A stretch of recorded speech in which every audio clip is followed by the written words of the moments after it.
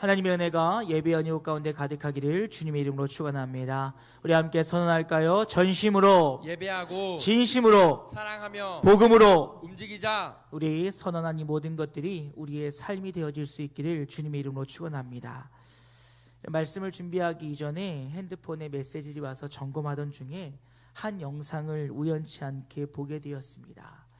내용은 사춘기의 여자아이를 둔 한 부모님의 이야기였어요.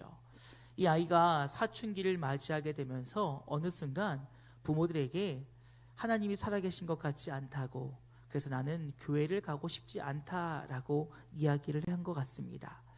부모들이 어떤 것도 할 수 없고 얘기도 듣지 않는 이 아이를 향하여서 할 수 있는 것은 우리의 삶이 온전한 것이다 라는 결단 아래 누가 봐도 바뀔 정도로 엄마 아빠의 삶을 하나님의 말씀에 초점에 맞추어 살아가게 되었답니다. 근데 그러던 중에 어느 날 하루는 가족들이 다 같이 외식을 하면서 밥을 먹고 있는데 첫눈이 내리기 시작했나 봐요. 그런데 갑자기 이 아이가 첫눈을 보면서 울컥 눈물을 쏟았다라는 것입니다. 아니, 맛있게 밥을 먹다가 영상을 봤더니 아이가 고기를 싸 먹으면서 울어요. 그래서 부모님들이 왜 우니? 라고 물어봤더니 아이가 계속 주저주저 하는 겁니다. 그런데 한참을 그 부모님이 기다리면서 왜 우니? 라고 물었더니 이 아이가 이렇게 대답하는 거예요. 아니, 뭔지 모르겠는데 뭔가 하나님이 눈을 내려주시는 것 같아서. 이 자리가 엄마 아빠에게는 은혜의 자리가 된 거예요. 얼마 전까지만 해도 하나님 안 살아계신 것 같아, 나 교회 안 갈래 라고 했던 아이가 그 첫눈이 내리는 것을 보면서 왠지 저 눈이 하나님이 내려주신 것 같다라고 하는 고백을 하게 되었고, 그 모습을 바라보던 부모님들은 함께 눈물을 흘리며 그 자리가 은혜의 자리가 됐다는 것입니다. 이 아이의 그 이야기를 듣고 영상을 보면서 저도 왠지 눈물이 울컥하더라고요.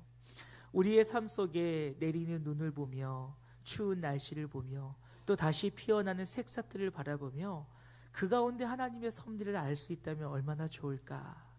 우리의 삶에 벌어지는 모든 일들 가운데 하나님의 역사하심을 우리가 날마다 느끼고 누릴 수 있다면 얼마나 감사할까.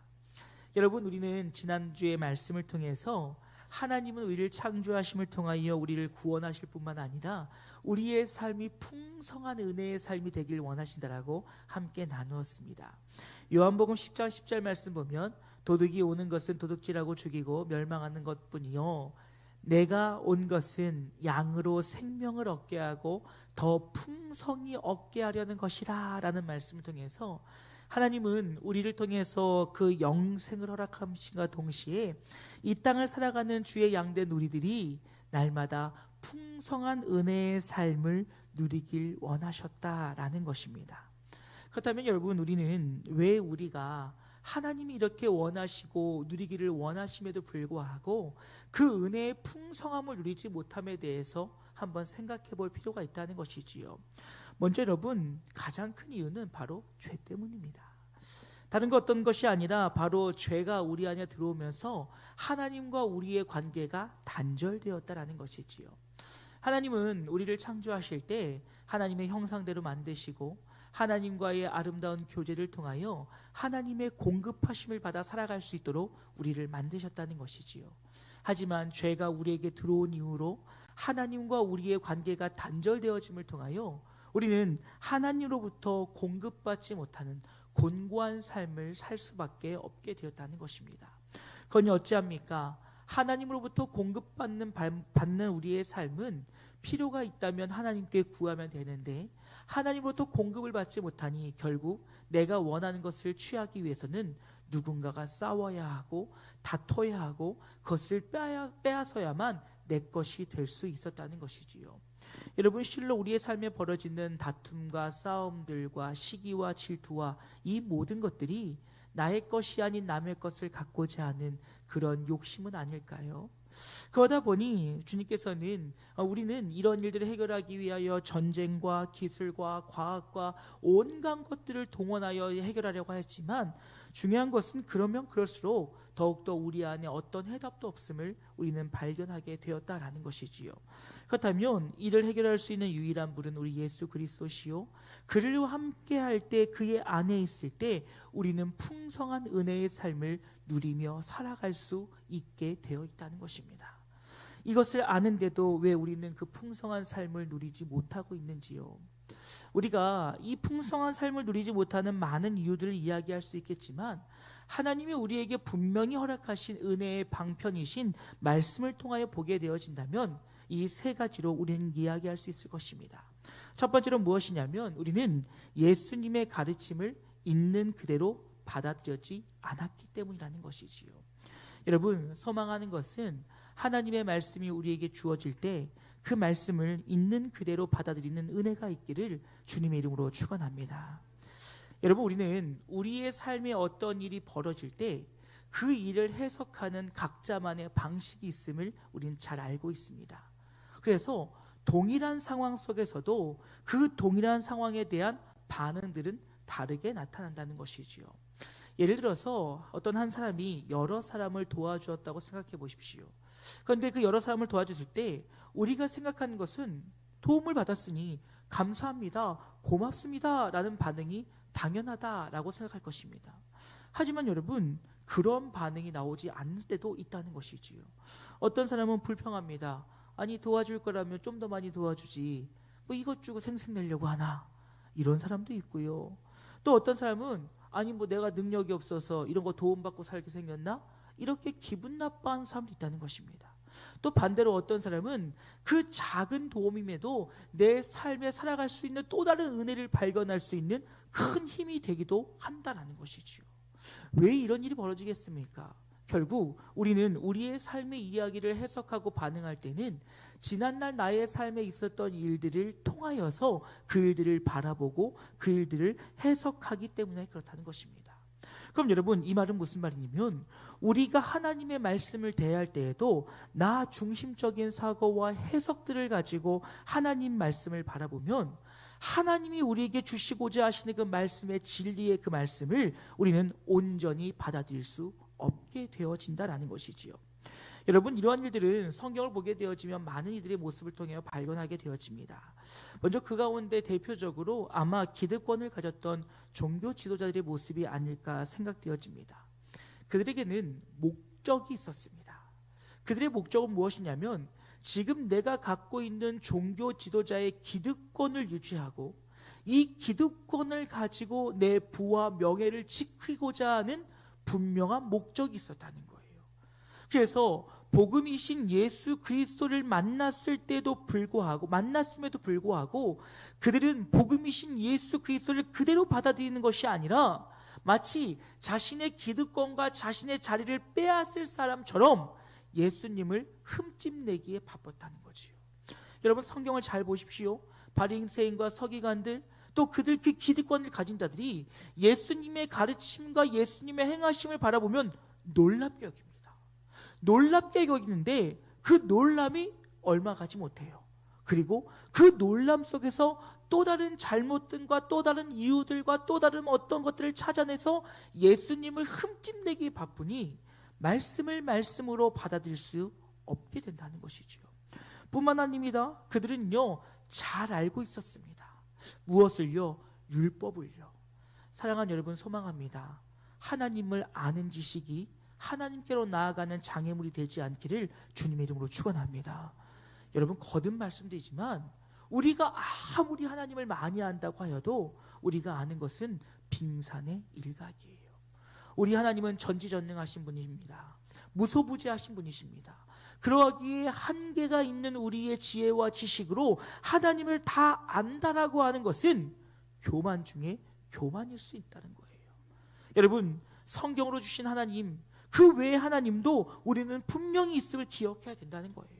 허나 주님께서는 우리가 알 수 있는 방식으로 은혜의 방편으로 말씀을 통하여 하나님을 보여주셨고 우리는 그 안에서 하나님을 깨달을 뿐이지, 하나님은 그 말씀에 넘어 더 큰 능력과 더 큰 것들로 우리와 함께하고 계심을 우리는 잊어서는 안 된다는 거예요. 그런데 그들은 어떻습니까? 자신이 알고 있는 613개의 율법이 전부로 여겼어요.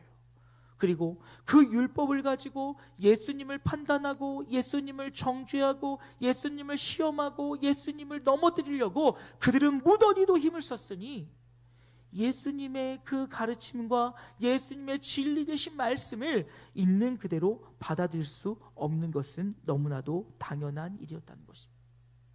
여러분, 뿐만 아니라 유대인의 모습도 그와 크게 다르지 않았다는 것이지요. 여러분, 유대인들이 예수님을 부르심의 목적은 무엇이었습니까? 로마의 억압과 압제로부터 우리를 정치적으로 건져낼 구원할 메시아를 기다리고 있었다는 것입니다. 그러니 그들이 예수를 바라볼 때 그는 충분히 우리를 이 로마의 압제로부터 억압으로부터 우리를 건져낼 분이시라고 그들은 믿었습니다. 그래서 그들은요, 주를 찬양했고요, 주를 따랐고요, 주를 믿었고요, 주를 붙잡았습니다. 그런데 마지막에 이 모든 목적들이 사라진 그들은 어땠습니까? 예수님이 십자가를 지고 그 언덕을 오르실 때 조롱하고 침을 뱉고 욕을 하며 그를 죽이라고 외쳤던 자들이 바로 그들의 모습이었다는 거예요. 여러분, 그 말은 무슨 말입니까? 그들이 있는 그대로 예수를 받아들이지 않았다는 거예요. 복음을 복음으로, 말씀을 말씀으로 받아들이지 않고 나의 기준으로 그것을 판단하고 정죄하고 그것을 가지고 기준 삼으며 말씀을 받아들이니 말씀을 말씀으로 온전케 이해하지 못하고 있다는 것입니다. 사랑하는 여러분, 소망하는 것은 나의 생각과 나의 감정, 나의 지식, 나의 상황, 나의 소원 등으로 하나님의 말씀을 편집하지 않고 있는 그대로 받아들이는 성숙한 우리 영진가족들 되어질 수 있기를 주님의 이름으로 축원합니다. 그래서 본문에서 말씀하신 하나님의 말씀이 때로는 책망하실 때는 나를 돌아보고, 또 하나님의 말씀이 나를 축복하실 때에는, 복을 주실 때에는 그 은혜를 마음껏 누리며, 또 주님께서 우리에게 명령하시고 행하시라고 말씀하신다면 그 부르심에 따라 그 주신 사명에 따라 온전히 순종함을 통하여 주의 은혜를 누릴 수 있는 우리 모두가 되어지기를 주님의 이름으로 축원합니다. 그런데 두 번째로 우리가 하나님의 은혜를 누리지 못하는 이유는 하나님 나라의 복음을, 그 복음의 가르침을 제대로 배우지 못하고 익히지 못했기 때문이라는 것입니다. 여러분, 우리는요, 하나님의 말씀을 바로 알 수 있도록 날마다 상고해야 됨을 잊지 않기를 주님의 이름으로 축원합니다. 여러분, 한국교회에 참 그런 말씀에 잘못된 인용들이 참 많이 있었지요. 여러분, 업장마다 가면 붙어있던 말씀, 지금은 미약하나 나중은 창대하리라. 이 말씀이 얼마나 무서운 말씀인 줄 아십니까? 요배 친구들이, 야, 너 지금 받는 고난은 아주 조그만 거야. 근데 너 회개 안 하고 돌아오지 않으면 앞으로 너 더 힘들 거야. 여러분, 망하라는 얘기입니까? 잘 되라는 얘기입니까? 그런데도 불구하고 그 문자에 붙들려서 그것들을 말마다 붙들었다는 거예요. 그뿐만이 아니죠. 여러분, 성경에는요, 그 구원받은 강도가 오른편인지 왼편인지 나와 있지도 않습니다. 그런데 우리는 물어보지요. 그럼 다 오른편이라고 그래요. 왜요? 대부분 성경에서 오른쪽은 선하고 의롭고 능력 있고 강건한 것이고 왼쪽은 부정한 것이며 부족한 것들이거든요. 하지만 여러분, 이렇게 우리가 하나님의 말씀을 잘못 배운다면 우리는 하나님의 주시는 풍성한 은혜의 삶을 누릴 수 없다라는 거예요. 여러분, 이러한 잘못됨이 어디로 나타나냐? 이단과 사이비의 모습을 보면 우리는 바로 알 수 있습니다. 여러분, 사실이요, 사이비는 구분하기가 참 쉽습니다. 왜냐하면요, 사기꾼이거든요. 그래서 여러분, 이 사이비의 사전적 정의를 보면 겉으로 보기에 비슷해 보이지만 근본적으로 매우 다른 가짜라고 정의하고 있습니다. 그래서 사이비, 사기꾼들은요, 눈에 보이면 딱 보여요. 그런데 여러분, 우리의 신앙을 더 위협하는 게 무엇입니까? 이단이지요. 여러분 잘 아시는 바와 같이 이단의 한자를 보면 다르리 끝단자를 사용하고 있습니다. 그 말은 무슨 말입니까? 처음의 시작은 같으나 그 마지막이 달라진다라는 것이지요. 여러분, 화면을 보시면 우리나라에 있는 주요 이단의 계보입니다. 글씨가 작아서 잘 보이진 않겠지만 여러분, 크게 우리는 이 전도관의 박태선과 또 통일교의 문선명을 기준으로 해서 큰 두 계보가 흘러내려오고 있는 것을 보게 되어져요. 그런데 여러분, 이들이 다 같이 주장하는 바는 무엇이냐면 다름이 아니라 삼위일체를 부정합니다. 그리고 자신이 재림 예수라고 이야기하고, 그러다 보니 예수님의 신성과 인성을 다 무시합니다. 뿐만 아니라 그러하기에 기성교회는 다 가짜라고 이야기해요. 여러분, 지금도요 1년에 적어도 20톤 이상의 신천지의 도전장이 저에게 날라옵니다. 우편물로요, 목사님 말씀으로 한번 겨뤄보시지요. 이렇게 교회로 신천지에서 쉼없이 편지들이 와요. 여러분, 그들이 그 이유는 무엇입니까? 잘못된 가르침, 바로 배우지 못하고 바로 익히지 못하였기에 그 잘못된 것을 진짜로 여기며 거기에 빠져 있기에 헤어나올 수가 없다라는 것입니다. 여러분, 이것은 우리도 다르지 않다는 것이지요. 여러분, 우리는 하나님의 말씀을 잘 배우고 익혀야 된다는 것입니다. 여러분, 성경을 보게 되어지면 여러 이단들이 등장하는 것을 보게 되어집니다. 신약 성경을 보게 되어지면 대표적으로 등장하는 몇몇 이단들이 있는데, 먼저 그 중에 하나는 율법주의자들이지요. 그들은 복음에 율법을 더해야만 구원을 받을 수 있다라고 가르칩니다. 그리고 영지주의자들은 또 어떤 사람들입니까? 영은 선하고 육은 악하다고 가르치면서 이 육신을 입고 오신 예수 그리스도를 부인하고 있다는 것입니다. 또한 여러분, 니골라당 같은 경우에는 그들은 도덕 폐기론자들이에요. 그래서 너희는 이미 영적으로 구원을 받았으니 너희는 도덕적이고 윤리적이고 즉 거룩한 삶을 살 필요가 없다라고 가르치는 자들이 바로 니골라당입니다. 뿐만 아닙니다. 천사 숭배 사상과 신비주의에 갇혀있던 골로새 교회들은 이 모든 것들이 합쳐진 혼합주의적인 이단들이 등장합니다. 하나님과 인간 사이에는 수많은 영적 존재가 존재하고 있고 그들을 천사라 이야기하며 천사를 믿고 숭배하고 또 그들과 우리 가운데 신비한 체험들이 있어야 우리는 신앙의 경지에 이를 수 있다고 잘못된 가르침을 가리키고 있다는 거예요. 여러분, 이들의 공통점은 무엇인지 아십니까? 말씀을 더하거나 뺀다라는 거예요. 하나님의 말씀을 온전히 제대로 배우려고 하지 않고 더하거나 뺀다라는 것입니다.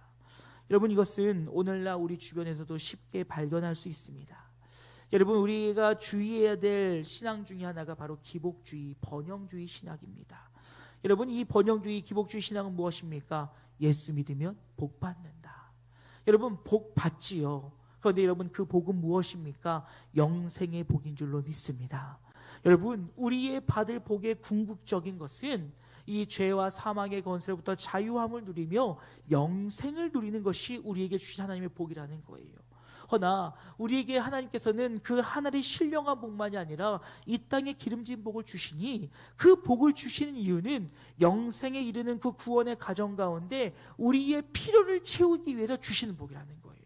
근데 기복주의는 무엇입니까? 그것이 주객이 전도되어 우리가 예수를 믿으면 이 땅에서 잘 먹고 잘 산다, 풍성하게 살 것이다 라고 이야기한다는 거예요. 그건 여러분 어찌 됩니까? 실패하거나 어려움을 당하면 쉽게 쓰러져요.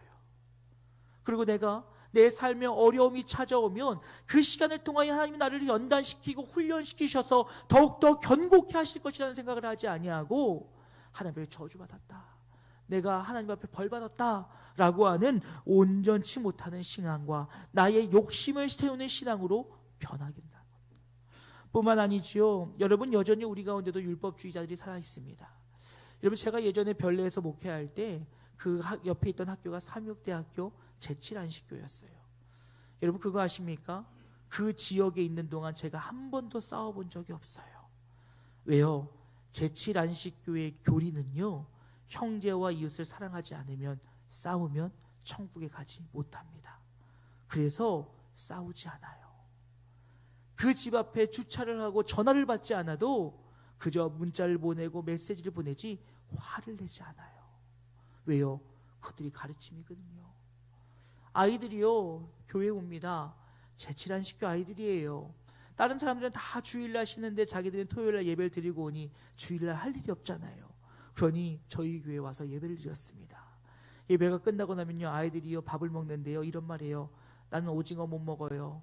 난 돼지고기 못 먹어요. 왜요? 그건 부정한 것들이거든요. 이렇게 여전히 율법에 붙들려 무엇인가를 행해야만 구원을 받는다라고 하는 잘못된 신앙에 붙들린 이들이 여전히 우리 곁에는 많이 있다는 것입니다. 여러분, 혹 우리 안에 하나님의 말씀을 제대로 배우지 못하고 익히지 못하여 하나님 말씀에 떠나 있는 우리의 모습이 있지는 않은지 점검해 볼 수 있기를 주님의 이름으로 축원합니다. 여러분, 성경은 분명히 우리에게 장로의 전통을 조심하라 라고 이야기하고 있습니다. 이 말은 무슨 말입니까? 말씀에 근거하지 않은, 말씀에서 허락하지 않으신, 말씀에서 말씀하지 않으신 것들을 우리가 세운 전통이하여 마치 그것이 옳다라고 이야기하고 마치 그것이 답인 것처럼 이야기하며 그것을 붙잡아 하나님의 말씀을 떠나 있는 것들을 주의하라고 말씀하고 있어요. 그렇다면 여러분, 이것을 우리가 바로잡을 수 있는 유일한 길은 무엇입니까? 우리에게 은혜의 방편으로 주신 하나님의 말씀을 제대로 배우고 제대로 익히며 내 삶 속에서 잘 훈련되어짐을 통하여 그 가운데 주시는 은혜의 풍성함을 누릴 수 있는 우리가 되어질 수 있기를 주님의 이름으로 축원합니다. 성경은 분명히 이야기합니다. 진리는 너희를 자유케 한다고요.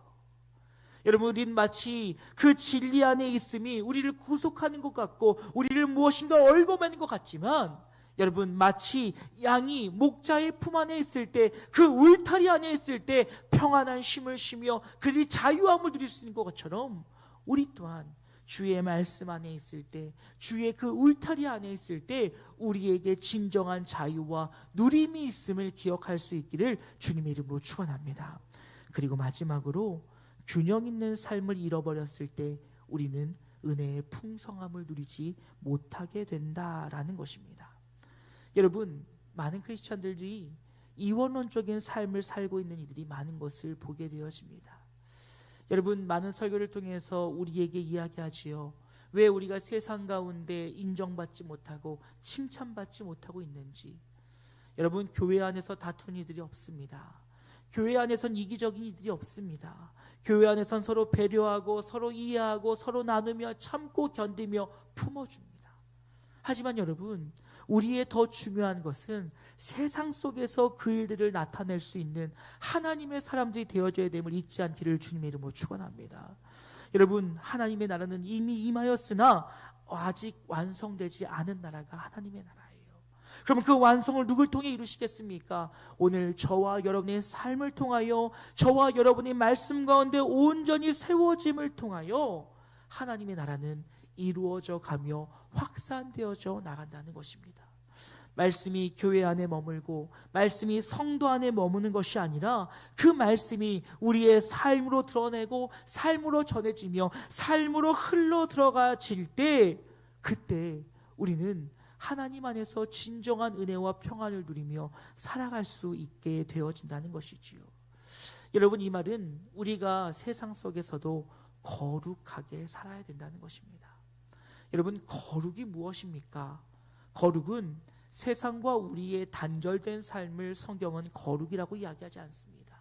거룩은 우리가 세상 속에 살아가지만 세상의 가치와 세상의 방법으로 사는 것이 아니라 세상 속에서 하나님의 가치와 하나님의 방법으로 살아가는 것, 그들과 구별되어진 거룩한 삶을 통하여, 온전한 삶을 통하여 살아가는 것을 성경은 거룩함이다 라고 이야기하는 것을 보게 되어져요. 그러면 우리도 세상 속에서, 여러분의 가정에서, 여러분의 직장에서, 여러분의 속한 공동체에서 우리가 말씀 가운데 살아가는 자의 그 방법으로, 그 질서에 맞게 살아갈 때 우리는 더 큰 은혜를 누리게 되어 있다라는 것이지요. 여러분, 성경을 보게 되면요, 그 열정만 가지고 또한 그 삶의 균형을 이루지 못한 이들을 종종 보게 되어집니다. 여러분, 대표적으로 보게 되면 바리새인들이겠지요. 그들은 하나님의 말씀을 굉장히 세분화하고 지키려고 노력합니다. 하지만 여러분, 성경에서 그들을 지적하는 바는 무엇입니까? 그들 안에 자비가 없고 하나님의 공의와 정의가 없으며 사랑이 없음을 지적하고 있다는 것이지요. 그러다 보니 그들의 삶의 모습은 어떻습니까? 말씀을 행하는 것들은 하나님의 순종한 하나님 말씀에 순종한 것이 아니라 나의 의와 나의 자랑을 드러내기 위한 것들로 사용되어지고 있다는 거예요. 내가 기도해, 나 기도하는 사람이야. 여러분, 그래서 그들은 어떻게 합니까? 시장에 여기에 서서 많은 사람들이 보는 앞에서 거룩하신 주여, 자비하신 주여. 그들은요, 금식합니다. 내가 금식 중이라고 자랑합니다. 내가 무엇을 했다고 자기 의를 나타냅니다. 그들이 정한 것들에 따라 그들이 자신의 방법대로 겉은 깨끗하나 속은 회칠한 무덤과 같은 그런 잘못된 모습으로 살아가고 있으니 삶 속에서의 은혜를 누리지 못한다는 거예요. 여러분, 또한 하나님의 방법대로 살지 못함은 웃사를 보면 우리 잘 알 수 있습니다.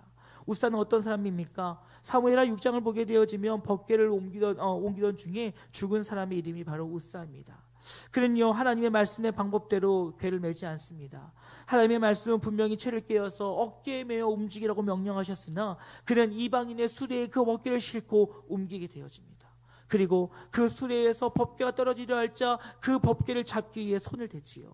여러분, 우리가 보기엔 잘한 것 아닙니까? 법궤가 떨어지면 안 되잖아요. 그게 하나님의 임재이고 하나님의 동행하심인데 그것이 떨어지고 깨진다면 문제가 생기잖아요. 그런데 그는 죽습니다. 왜요? 하나님의 말씀에 어긋난 것이거든요. 하나님의 방법과 맞지 않았거든요. 하나님이 그에게 주신 것과는 달랐거든요. 여러분, 이렇게 우리는 하나님의 방법으로, 하나님의 그 가치로, 하나님의 뜻대로 살아가는 것이, 그 균형을 이루어갈 때 우리는 교회에서든지 가정에서든지 직장에서든지 삶의 모든 현장 속에서 하나님의 풍성한 은혜의 삶을 누리게 되어 있다는 것입니다. 여러분, 존 칼빈은 이렇게 얘기합니다. 우리의 교리는 혀끝에 머무는 것이 아니라 마음속에 뿌리를 내려야 하며 삶 전체로 증명되어야 한다. 그렇습니다. 여러분, 우리가 알고 있는 바가 우리의 삶이 되어질 때 그 삶 속에 주시는 은혜의 풍성함이 우리에게 더해진다는 사실을 기억하는 이 시간 되어지기를 주님의 이름으로 축원합니다. 이제 말씀 마치고자 합니다. 여러분, 이 내용들을 결국 하나로 정리하면 우리가 풍성한 삶을 누릴 수 있는 것은 그리스도 안에 있는 거예요. 여러분, 그림을 보십시오. 그리스도라고 하는 큰 울타리 안에 내가 들어가 있어야 되는 거예요. 나의 목적을 이루기 위하여, 나의 뜻을 이루기 위하여 말씀을 이용하고 그리스도를 이용하고 도구 삼는 것이 아니라 우리의 모든 삶이 전적으로 그리스도 안에 있을 때 하나님과 나의 관계, 세상과 나와의 관계, 공동체와 나의 관계, 자신과 내 자신과의 관계들이 온전히 회복을 누리며 우리는 은혜를 누리는 풍성한 삶을 살게 된다는 거예요. 여러분, 우리가 풍성한 삶의 비결은 무엇이냐? 그리스도 안에, in Christ, 예수 그리스도 안에 있는 거예요. 그러면 우리가 하나님께서 원하시는 주의 백성들, 피조물들의 그 풍성한 삶을 누리며 살아가게 되어진다는 것입니다. 여전히 내가 중심되어 나를 붙잡고 내 생각대로 하나님의 말씀을 보고 듣고 행하고 그 가운데 내 뜻을 이루기 위한 것이 되어질 때 결코 우리는 풍성한 삶을 살아갈 수 없어요. 여전히 하나님으로부터 공급받지 못함에 절절매고 전전긍긍하며 맨날 불안해하고 두려워하며 걱정과 근심에 붙들려 우리의 삶과 모든 것들이 무너져 내릴 수밖에 없다는 것입니다. 사랑하는 여러분, 기억하십시오. 그리스도 안에 있을 때 우리의 모든 것들은 회복되어지고 그 회복되어짐으로 결국 풍성한 은혜의 삶을 살게 됨을 잊지 않기를 주님의 이름으로 축원합니다. 그리하여 혹 내 안에 오늘 하나님의 은혜를 풍성히 누리지 못한 이유가 있다라면 그 모든 것들을 다 내려놓고 하나님의 말씀을 있는 그대로 받아 그 말씀을 내 삶에 적용하고 날마다 익히고 배운 훈련함을 통하여서 가정과 삶과 교회와 나의 모든 삶의 균형을 통하여 우리가 있는 곳곳마다 하나님 나라가 되어 그 풍성한 은혜를 누릴 수 있는 우리 모든 영진의 삶이 되어질 수 있기를 주님의 이름으로 축원합니다. 우리 시간 함께 기도했으면 좋겠습니다. 하나님, 혹 우리 안에 주의 풍성한 삶을 살아가지 못한 이유가 있다면 제하여 주시옵소서. 그리고 오직 그리스도 안에서, 예수 안에서 주의 그 은혜를 누리며 풍성한 삶을 살기를 원한다라고 우리 주의 이름 한번 크게 부르고 함께 기도하길 원합니다. 기도하시겠습니다. 주여.